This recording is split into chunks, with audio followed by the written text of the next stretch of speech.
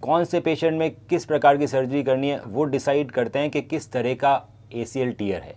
या वो ऊपर वाली हड्डी की से टूटा हुआ है ACL, या वो बीच से ACL टूटा है, या वो नीचे वाली हड्डी के पास से ACL टूटा है।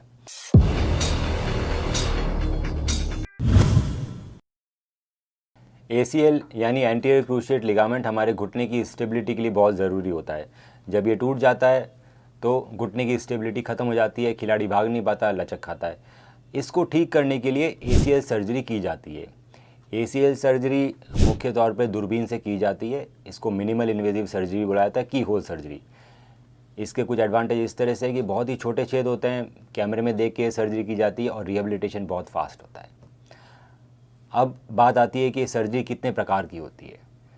तो ये सर्जरी मुख्यतः 3 प्रकार से होती है। पहली का नाम है ACL repair with fibre tape internal bracing. दूसरी का नाम है ACL repair plus ACL reconstruction with fibre tape internal bracing. तीसरी surgery ACL reconstruction with fibre tape internal bracing. अब ये 3 प्रकार की सर्जरीज कौन से पेशेंट में किस प्रकार की सर्जरी करनी है वो डिसाइड करते हैं कि किस तरह का ACL टीयर है। क्या वो ऊपर वाली हड्डी की से टूटा हुआ है ACL, या वो बीच से ACL टूटा है, या वो नीचे वाली हड्डी के पास से ACL टूटा है। और हमारे पास पेशेंट कब आ रहा है, 1 महीने बाद आ रहा है, 1 सप्ताह बाद आ रहा है, 2 महीने बाद आ रहा है, या 2 साल बाद आ रहा है। इस पर डिपेंड करता है कि हम उसको कौन सी सर्जरी करेंगे। जो पहली सर्जरी थी जिसका नाम था ACL repair with fibre tape internal bracing, ये इसका रिज़ल्ट सबसे अच्छा रहता है। इसका रिज़ल्ट सबसे अच्छा इसलिए है क्योंकि हम आपके खुद के पुराने ACL को ही बिल्कुल ठीक कर देते हैं। जहाँ से वो टूटा है हम उसको वापस हड्डी में जोड़ के उसी को रिपेयर कर देते हैं। इसकी वजह से जो नर्व एंडिंग्स हमारे ACL लिगामेंट में होती है वो बची रह जाती है। इन नर्व एंडिंग्स को प्रोप्रियोसेप्शन नर्व एंडिंग भी बोला जाता है। ये नर्व एंडिंग आपके घुटने में स्टेबिलिटी प्रोवाइड करती है और उसमें आर्थराइटिस होने के चांसेस को बिल्कुल कम करती है। इस सर्जरी के बाद खिलाड़ी का घुटना वैसा के वैसा हो जाता है जैसे कि वो चोट से पहले था, क्योंकि हमने आपका पुराना ACL हटाया नहीं है, उसी को रिपेयर कर दिया है। ये सर्जरी चुनिंदा चोटों में ही की जा सकती है। अगर खिलाड़ी हमारे पास जल्दी आता है तभी हम ये सर्जरी ऑफ़र करते हैं। अगर वो 2 महीने के बाद आ रहा है तो उसका रिपेयर नहीं हो सकता है। दूसरी बात, अगर खिलाड़ी का लिगामेंट फीमर जो ऊपर वाली हड्डी है उसके पास से टूटा है तभी हम रिपेयर कर सकते हैं। अगर लिगामेंट बीच में से टूटा है या नीचे वाली हड्डी के पास से टूटा है तब हम रिपेयर नहीं कर सकते। रिपेयर वाली सर्जरी कुछ सालों तक पहले तक फेल हो जाया करती थी। आजकल इसके फेलियर बिल्कुल नेग्लिजिबल हैं, क्योंकि हमारे पास एक नया डिवाइस आ गया है जिसको हम बोलते हैं फाइबर टेप इंटरनल ब्रेसिंग। हम इस सर्जरी में आपका जो पुराना ACL है उसमें स्टिच लेते हैं और उसको ऊपर वाली हड्डी से वापस जोड़ देते हैं। अब ये स्टिच इतने मजबूत नहीं होते कि वो कंस्ट्रक्ट को प्रोटेक्ट कर सकें।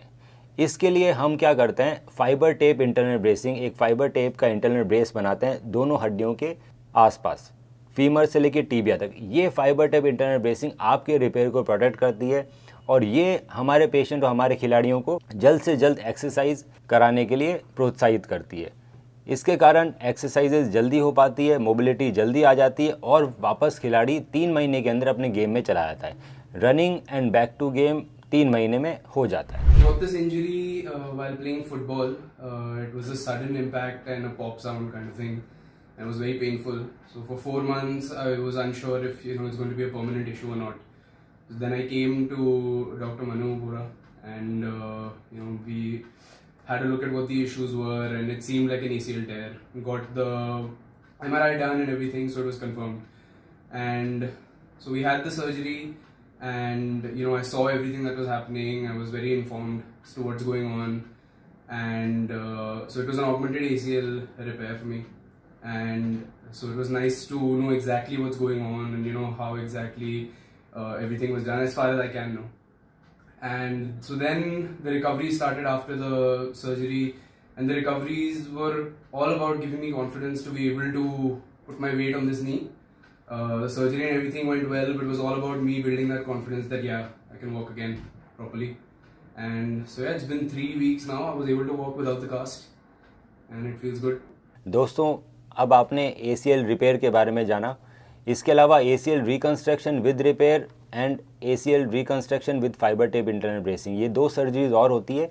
इसके बारे में हम आपको नेक्स्ट वीडियो में बताएंगे। स्टेप 1, आप अपनी MRI रिपोर्ट मुझे व्हाट्सएप करें। स्टेप 2, मैं आपकी MRI रिपोर्ट को डिटेल में स्टडी करके बताऊंगा कि क्या हम आपको बिना सर्जरी के ठीक कर सकते हैं या फिर हमें सर्जरी करने की ज़रूरत है, ACL इंटरनल ब्रेस सर्जरी, और आपके नी में ACL के अलावा और क्या क्या समस्याएं हैं और उसे हम कैसे ठीक कर सकते हैं।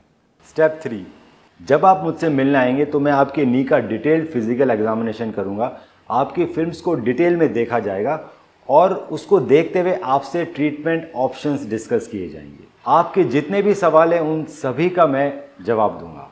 ACL इंटरनल ब्रेस सर्जरी की रिकवरी आप देख सकते हैं हमारे फेसबुक के ACL विनर ग्रुप में, और देख सकते हैं कैसे एथलीट्स 3 महीने के अंदर रनिंग चालू कर रहे हैं ACL इंटरनल ब्रेस सर्जरी के बाद। आज ही अपनी MRI रिपोर्ट हमें व्हाट्सएप करें।